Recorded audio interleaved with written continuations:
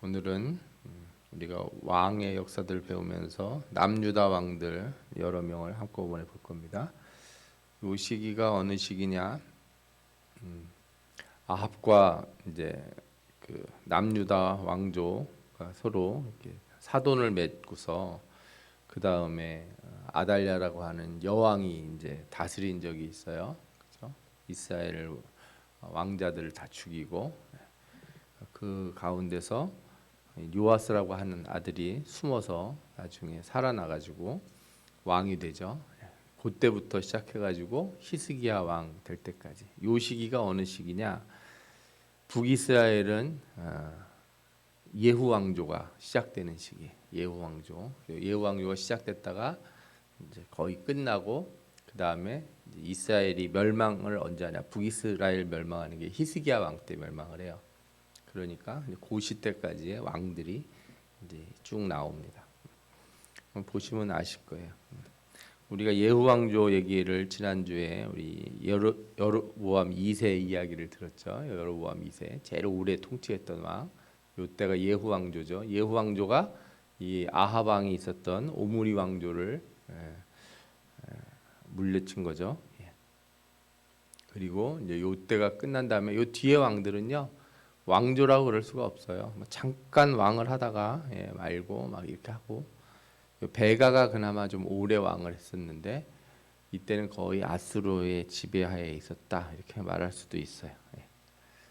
우리가 지금 보려고 하는 왕들은 어디냐면 요 점선으로 돼 있는데요. 요아스부터 시작해서 아마샤, 우시야, 요담, 아하스까지. 우리가 요아스는 좀 봤는데 오늘은 전체적으로 어떤 흐름을 보여드리려고 그러는 거니까 히스기야 전 때까지 어떤 일이 있었는지를 같이 보면 좋을 것 같아요. 예후 왕조 시대 남유다 왕들이라고 제가 그랬는데 뭐 정확히 얘기하면 그 이후의 왕들까지 포함이 되죠. 이때가 어느 때냐? 여기까지가 예후 왕조가 다스리던 때예요. 예후 왕조가 언제 끝나냐? 우시야 때 끝이 나요. 우시야 왕은 이제 아사랴라고 하는 이름으로도 불립니다. 그 다음이 스가랴, 샬룸, 무나헴, 부가히야, 베가, 호세야 뭐 이런 왕들이 쭉 나오고 히스기야 때 북이스라엘 멸망을 하거든요. 그러니까 요 나머지 세 왕들이 그런 시대 왕이다 이렇게 하시면 돼요. 뭐 사실 연대나 이런 거는 여러분들 기억을 못 하셔도 돼요. 이거는 목사도 그렇고 구약 신학자 정도 돼야 달달 외우지. 이것도 뭐 목사도 매번 머리에 딱 기억하고 있다가도 시간이 되면 또 까먹어요. 자기가 계속 공부하고 정리할 때만 이렇게 아는데 이제 중요한 거는 뭐냐면 이 시대의 어떤 흐름이 무엇인지를 정확히 아는 게 되게 중요해요. 이때가 어떤 때였냐? 아까 말씀드린 것처럼 아합의 딸 아달랴가 여왕이 되온 후에 이제 다윗 왕조가 큰 위험에 처하지 않습니까? 다행히 이제 요아스가 왕위에 올라서 그죠? 이 바알 신앙들을 제거하고 사회 안정과 개혁을 일으켰는데 그런데 이제 왕들이 뭔가 이렇게 어떤 변화를 일으키고 신앙의 개혁을 가져왔을 때 끝까지 가면 좋은데 이게 그렇게 잘 안 돼요. 그리고 그러다 보면 하나님이 꼭 또 이 왕들을 이렇게 치세요. 훈련을 시키는 거죠. 그러면 전쟁 같은 걸 하게 되고 그런 일들이 생겨요. 그러다가 이제 북이스라엘이 여로보암 2세 때 엄청 강성해지잖아요. 그러니까 그때가 지나서야 유다가 조금 힘을 내기 시작을 해요. 그 전까지는 북이스라엘한테도 힘을 거의 못 쓰고 사실상 유다가 너무 좀 약한 상태로 오랫동안 있어요. 우리가 요아스의 생애를 알죠. 아달랴가 여왕 됐을 때 성전으로 피해서 목숨을 건집니다. 제사장 여호야다가 그를 숨겨가지고 기르게 되는데 나중에 왕이 되어서 이제 여왕 아달랴를 몰아내고 회복을 하게 되죠. 그가 한 일의 가장 큰 일 중에 하나는 성전을 수리하고 바알 신앙을 제거하고 제사를 회복한 일이에요. 근데 요아스가 다 잘했는데 어떤 일이 마지막에 생기냐? 제사장 여호야다 자기를 살려준 그죠? 고모부죠. 혈통으로 따지면 이 제사장 여호야다가 죽은 뒤에 우상을 섬기게 돼요. 그리고 여호야다의 아들 스가랴가 그것에 대해서 지적을 하니까 그 아들을 죽입니다. 제사장을 죽여요. 그래서 하나님이 진노를 하시게 되죠. 스가랴가 죽은 뒤 딱 1년이 돼서 아람 군대가 쳐들어와 가지고 물건을 노략을 해가고 이때 요아스가 부상을 당하게 돼요. 그리고 죽게 되는데 신하들의 반역으로 죽어요. 반역을 해서 죽게 돼요. 요아스의 다음 아들이 누구냐? 아마샤예요. 25세 왕이 올라서 29년을 다스렸는데 평가가 어떻게 되냐? 하나님 앞에 정직하긴 했는데 온전하진 못했다 이렇게 돼 있어요. 이거 되게 중요한 말씀이에요. 요 시대 왕들을 표현하는 한마디 표현이 뭐냐? 하나님 앞에 좀 잘하긴 하지만 제대로 하진 않더라. 이 사람은 이제 왕이 될 때 아버지가 반역에 의해서 죽잖아요. 그래서 이제 이렇게 반역이 일어나면은 왕권이 약화가 됩니다. 그런데 이제 왕이 된 뒤에 권력을 제대로 잡고 이제 견고해지자 아버지를 죽였던 신하들을 처형을 해요. 그런데 뭐 이렇게 연좌제 그래가지고 친척 아들 다 죽이는 게 아니라 잘못하는 사람들만 골라서 이렇게 잘 죽여요. 그러면서 정치를 좀 잘한다 이렇게 싶어요. 그런데 아마샤가 이제 에돔과 전쟁을 하게 돼요. 에돔은 오랫동안 이스라엘에 공물을 바치고 조공을 바치는 그런 나라였어요. 그런데 이제 나라가 엉망이 돼가기 시작하니까 그러면 어떻게 됩니까? 조공을 바치던 에돔이 반기를 들겠죠. 그래서 그 이전에는 여러 번 이렇게 공격을 하러 가기도 하고 그랬어요. 우리가 성경 보면은 왕들이 에돔을 공격하러 가는 일이 있지 않습니까? 예. 아마샤 때도 에돔과 전쟁을 하는데 전쟁을 하려고 어떻게 하냐면 이스라엘 사람들을 고용을 해. 북이스라엘 사람들을 돈을 주고. 그런데 하나님의 사람이 와서 이스라엘과 함께 전쟁하면 안 된다 이렇게 얘기를 해요. 만약에 하고 싶으면 직접 해라. 하나님이 승리하게 하실 것이다. 이기게 하는 것도 하나님이고 지는 것도 하나님 뜻인데 하나님이 하지 말라는 방법으로 하지 마라 이렇게 얘기를 해요. 아마샤가 고민을 하지만 말을 들어요. 그래서 이스라엘 용병들을 다 돌려보내고 유다가 가서 전쟁을 하는데 하나님이 도와주셔서 유다의 힘으로 에돔과의 전쟁을 승리를 하게 돼요. 그 얼마나 좋아요. 그런데 돌아올 때 에돔의 우상들을 가지고 와서 분향을 해요. 선지자가 이거 뭐 하는 짓이냐? 하나님이 도우셔서 이기게 하셨는데 어떻게 니네가 이긴 그 민족의 우상들을 들고 와서 제사를 드릴 수 있냐? 이렇게 지적을 하니까 이걸 또 경고를 듣질 않아요. 그게 역대하 25장에 나오는데 뭐라고 하냐? 그가 이르되 저 백성들의 신들이 그들의 백성을 왕의 손에서 능히 구원하지 못하였거늘 왕은 어찌하여 그들에게 구하나이까? 이렇게 얘기해요. 선지자가 말을 하는데 왕이 그에게 이르되 우리가 너를 왕의 모사로 삼았느냐? 그치라 어찌하여 맞으려 하느냐? 이런 거죠. 가르쳐 주는데 말 안 듣고 오히려 화를 내는 거죠. 선지자가 그치며 이르되 왕이 이 일을 행하고 나의 경고를 듣지 아니하니 하나님이 왕을 멸하시기로 작정하신 줄 아노라 하였더라. 그래서요 이렇게 뭔가 이렇게 누군가한테 가르치고 좋은 말을 해줬는데 잘 안 듣는 사람을 보거든. 말 잘 듣는 것도 하나님의 은혜예요. 어떤 말이 내 마음에 딱 꽂혀서 이게 내 인생을 변화시키는 말씀이 되게 하는 거는 하나님 은혜야. 하나님이 돕지 않으면은 하나님의 귀한 말씀이 우리 마음에 안 들어와요. 참 그게 어려워. 똑같은 설교를 듣는데 어떤 사람은 그 설교 때 막 은혜를 받고 결심하고 인생을 변화시키는 사람이 있는가 하면 어떤 사람들은 똑같은 설교를 듣고도 그런가 보다 하고 그냥 넘어가고 변화를 못 일으키는 사람도 있잖아요. 그렇죠? 말씀을 들을 때 마음을 부드럽게 하라 이런 말씀이 있는데 여러분들도 마음에 찔리는 이런 말씀들을 들을 때 마음을 부드럽게 하고 순종하시기를 바랍니다. 아멘. 그 다음에 이제 아마샤가 에돔에게 이긴 후 북이스라엘 여호 이제 이겨가지고 뭐 제사도 막 우상한테 드리고 선지자 말도 안 듣고 그랬잖아요. 그 다음에 아마샤가 뭘 하냐면 북이스라엘 요아스에게 선전포고를 해요. 대면하자 이런 말이 성경에 나오는데 우리 한번 겨뤄보자 이런 뜻이에요. 여기서 조심해야 될 게 아마샤의 아버지의 이름이 요아스인데 북이스라엘 왕 당시 왕 이름이 요아스예요. 헷갈려요. 막 서로 섞여가지고 그렇죠? 예. 어쨌든 그렇게 얘기를 하는데 북이스라엘 요아스가 아마샤를 보고서 야, 네가 에돔 한번 이겼다고 아주 기고만장하는구나 하고서 가만히 듣지를 않으려고 그러는데 나중에 이렇게 안 되겠다 그래가지고 아마샤를 갖다 공격을 하게 돼요. 유대 군대가 패해서 아마샤는 사로잡히게 되고 예루살렘 성벽은 무너지고 성전의 보물들이 약탈당하게 돼요. 물론 나중에 아마샤가 이제 다시 풀려나서 되돌아오지만 북이스라엘 왕 요아스가 죽은 뒤에도 아마샤가 한 15년을 더 살게 되지만 이 왕도 어떻게 죽냐?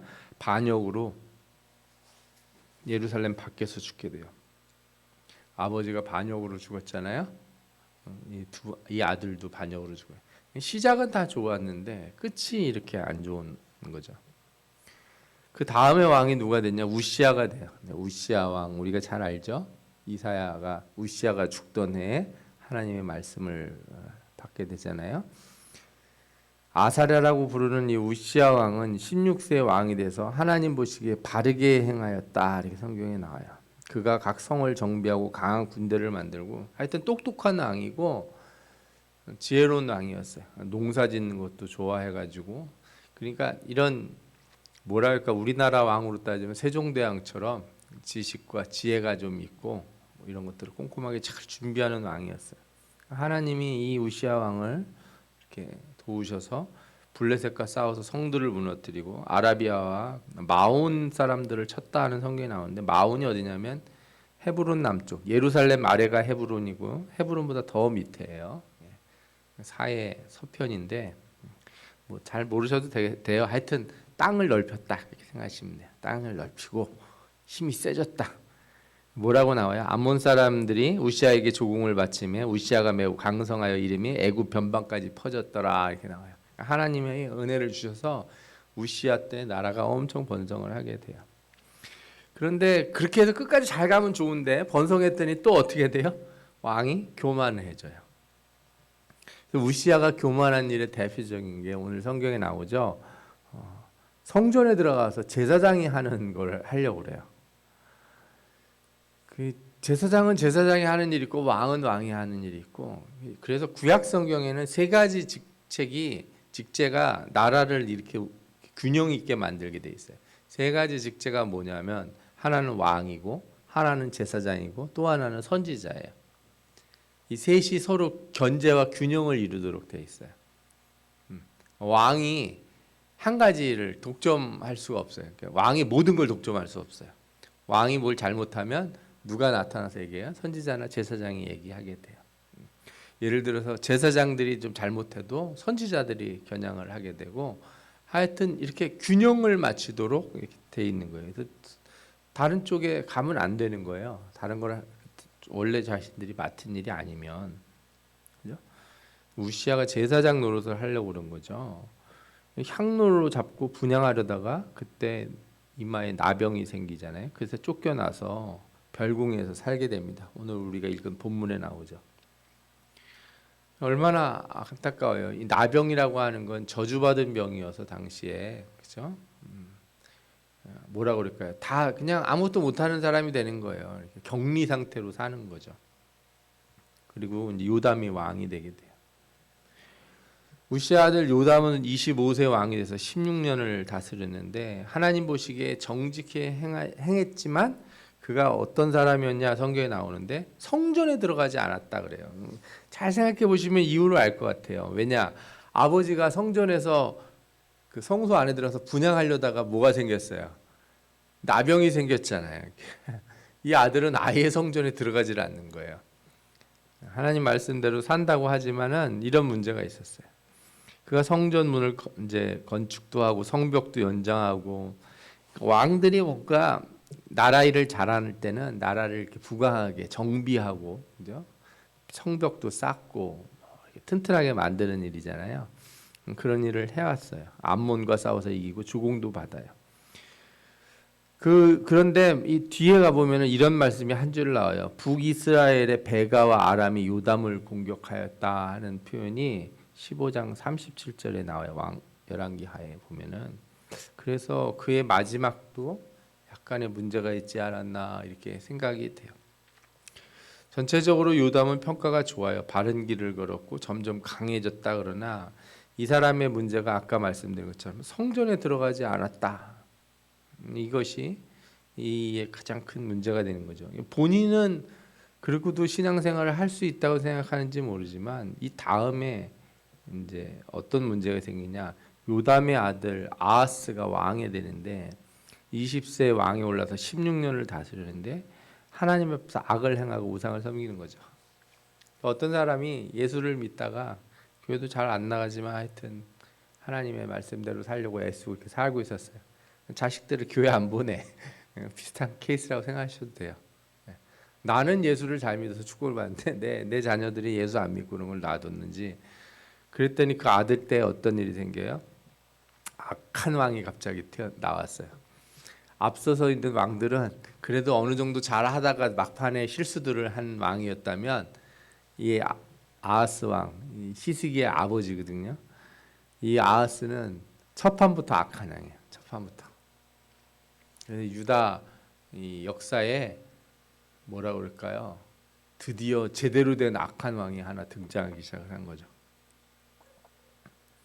그래서 이 사람이 뭘 했냐? 이스라엘 왕들의 길로 행하였다. 북이스라엘 왕들이 하는 짓을 했다는 거예요. 바알의 우상 만들고 흰놈의 아들 골짜기, 우리가 악월 골짜기라고 부르기도 하고 하는 이 골짜기에 분향을 하고, 여기서 왜 분향을 하냐? 여기가 사람 태워 죽이는 데요. 시체 버리고 막 이러는데 자기 자녀들을 불살랐다 하게 돼 있어요. 이 우상 중에 제일 큰 우상이 뭐예요? 우상을 섬기는 게 자녀를 드리는 거예요. 여러분들 이거 잘 생각하셔야 돼요. 자녀가 잘못되는 게 이 신자에게서는 가장 큰 뭐라 그럴까요? 괴로움이자 한편으로 우리가 잘 생각해봐야 될 문제는 아이들이 예수를 안 믿는 거를 이렇게 가만두는 거는 참 우리가 참 괴로운 일이에요. 자녀들을 우상한테 드렸다 이렇게 돼 있어요. 그리고 산당을 짓고 푸른 나무 아래서 제사를 드리고 분향을 했다. 아하스가 이런 악을 행한 거죠. 그래서 우시야 말기에 쳐들어왔던 북이스라엘과 아람 군대 공격에 크게 패해서 많은 사람들이 죽고 잡혀가게 돼요. 결국엔 나중에 이제 선지자 오뎃이 20만 명에 달하는 유대인의 포로를 되돌려 보내라고 말하게 되는데, 북이스라엘에서 남유다 사람들을 포로로 20만 명이나 잡아갔는데 선지자가 나타나서 얘기한 거예요. 지금 니들이 그렇게 우리 동족을 갖다 그렇게 노예로 잡아갈 때냐? 너희들이 뭘 잘해서 그런 게 있느냐? 이렇게 얘기해요. 너희는 너희 하나님 여호와께 범죄함이 없느냐? 이렇게 얘기를 해요. 선지자가 나와서. 그래서 북이스라엘 사람들이 이 유다인 포로들을 다시 먹이고 옷을 입혀서 저 여리고까지 데려다주고 도로 올라가요. 그래서 유다가 이렇게 고난을 크게 겪게 돼요. 그런데 이렇게 어려움을 겪으면 왕이 깨닫고 하나님을 찾아야 되는데 아하스가 누구에게 도움을 청하냐면 이 아수르의 도움을 청해요. 에돔과 블레셋이 유다를 공격할 때 아하스가 아수르 왕에게 사신을 보내서 도움을 청하는데 왕이 아수르가 도와주러 왔다가 보니까 누가 영 엉망이에요? 유다가 엉망이에요. 그러니까 오히려 유다를 공격을 해서 다 털어갑니다. 성전에 있는 거 다 털어가고. 그런데 아하스가 뭘 어떠냐? 곤고할 때 더욱 죄를 범하여 우상을 섬겼다 하는 말씀이 성경에 나와요. 곤고하면 곤고할수록 더 우상을 섬긴다는 거예요. 삐뚤어질 때 나타나는 가장 큰 일이죠. 어려운 일 생겼는데 더 나는 하나님 안 믿고 나는 내 마음대로 끝까지 해보겠다 이거죠. 그래서 아하스가 참 이제 비참한 인생을 살게 되는 거죠. 하나하나 왕들의 얘기 하나가 큰 얘기지만 오늘 전체 흐름을 위해서 제가 간략하게들만 말씀드렸는데 뭘 보여주냐면 제가 나선처럼 떨어진다 하는 표현을 썼어요. 이게 우리 이렇게 떨어지는 거예요. 뱅글뱅글 돌면서 앞으로 아래로 떨어지는 거죠. 이렇게 푹 떨어지는 게 아니고요. 뭔가 좀 뭐 잘하려고 애를 쓰지만 안 돼서 다시 밑으로 내려가고, 조금 뭐 좀 해보려고 그랬는데 잘 안 돼서 밑으로 떨어지고, 계속 이런 식으로 떨어지는 거예요. 그 왜 그러냐? 전체적인 특징을 보면요, 이 북이스라엘 아합과 집에 가까이 하는 멸절 직전에 살아난 유다 왕조가 대체로 하나님을 잘 섬기는 삶을 살았지만 항상 문제가 처음보다 끝이 나쁘는 악순환이 생기는 거예요. 시작은 좋았는데 끝이 안 좋은 왕들이 있었다는 거예요.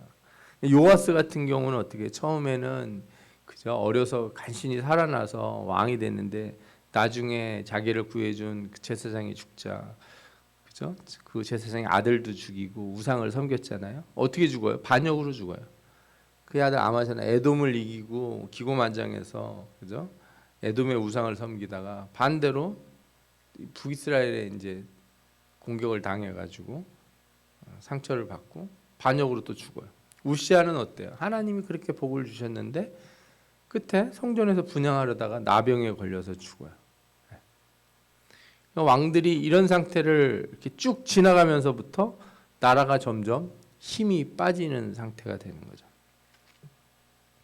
우시아가 나병으로 죽게 되자 아들 요담이 어떻게 해요? 성전에 안 들어가려고 그랬단 말이에요. 그 결과 산당은 들어가고 백성의 신앙이 더욱 추락하게 되죠. 그러니까 왕이 하나님을 멀리하면은 나머지가 다 그런 거예요. 여러분들 가정에서도 그래요. 가정에서도 신앙을 이끄는 한 사람이 있어요. 그 사람 신앙이 흔들리잖아요. 자기가 흔들리면서 내가 요즘 뭐 그래도 너희들 열심히 예수 믿어야지, 이거 말 안 돼요, 안 돼. 가정의 신앙을 이끄는 그 사람이 흔들리면은 그 밑은 엉망이 돼 버려, 엉망이 돼 버려. 요담이 본인은 뭐 똑바르게 살려고 그랬는지 모르지만 성전을 멀리하고 하나님 앞에 온전하지 못하니까 그 결과 이 예루살렘에서 조금만 멀어지면 멀어질수록, 예루살렘이라고 하는 게 그런 거예요. 신앙의 중심이잖아요. 여기 가까이 할수록 좋은 건데 멀어지면 멀어질수록 백성들이 어떻게 돼요? 산당에 가고 우상을 섬기고 이러는 거죠.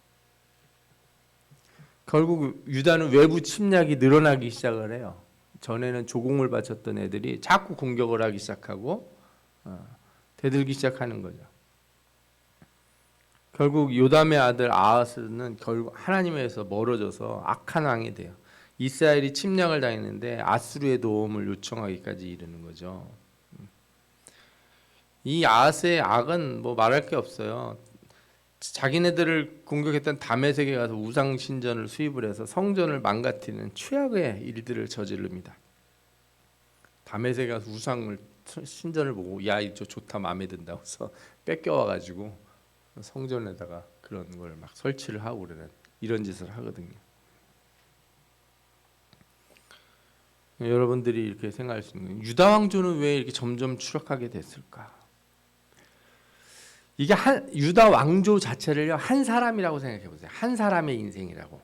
왕 한 명 한 명을 볼 게 아니라 왕 한 명 한 명이 어떤 사람의 인생에 그때라고 생각하면은 뭐 어떻게 볼 수 있냐면, 어떤 사람이 어려움을 겪었다가 결심을 하고 하나님 앞에 온전히 하게 하려다가 실패하고 다시 결심을 하고 열심히 살려다가 또 세상으로 빠지고 또 열심히 신앙생활 하려고 애쓰다가 또 그렇게 하고, 그렇게 몇 번을 겹치면 어떻게 해야 돼요? 사람이 아래로 떨어지는 거죠.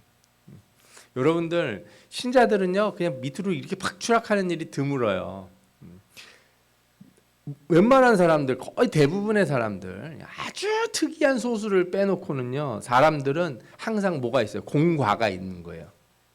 내가 잘한 일도 있고 잘못한 일도 있어요, 하나님 앞에. 그런데 문제는 뭐냐면요, 이 잘못한 것을 극복하고서 다음으로 넘어가야 돼요. 항상 비율이 더 좋아야죠. 잘한 일들이 비율이 높아져서 위로 올라가야 되는데, 그렇지 않고 과가 자꾸 더 커져서 쌓이면 어떻게 돼요? 아래로 추락하는 거예요.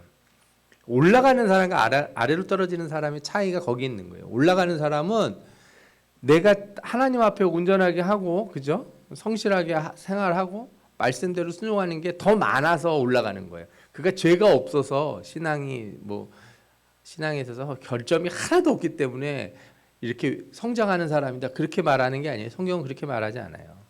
다윗을 예를 들어서 다윗이 잘못한 게 전혀 없었냐? 그렇지 않습니다. 다윗도 잘못한 게 있지만 회개하고 하나님 말씀대로 사는 게 더 많으니까 어떻게 돼? 그가 이게 자꾸 위로 올라가는 거예요. 하나님 인정하는 사람으로. 그런데 악한 왕이라고 해서 완전히 뭐 그죠? 이렇게 처음부터 끝까지 아합 같이 망가지는 왕이죠. 아합도 중간에 보면 뭔가 조금 잘했다고 하나님 칭찬하는 게 있잖아요. 악인도 몽땅 다 악인은 없어요. 100% 악인은 뭐 마귀가 아닌 이상에. 그죠? 그러나 과가 쌓이면 아래로 이렇게 내려가는 거예요. 그래서 한 사람 한 사람도 그렇지만 이 전체의 흐름을 보면 아, 유다가 이렇게 아래로 추락하고 있구나 하는 걸 보게 되는 거죠. 안타까운 건 이런 구조가 나중에 히스기야 때도 나와요. 이제 한 사람의 그 인생, 왕의 한 인생에서 처음엔 잘하다가 뒤에는 잘못하다 이런 식이 아니라 이제 어떤 일이 일어나냐면 한 왕은 나라를 망쳐먹고 한 왕은 좀 회개를 하고 그 다음 왕은 나라를 망치고 그 다음 왕은 회개하고 이런 현상이 생겨나기 시작해요. 이제 유다가 그러다가 어떻게 돼요? 완전히 망가진 쪽으로 내려가는 거죠.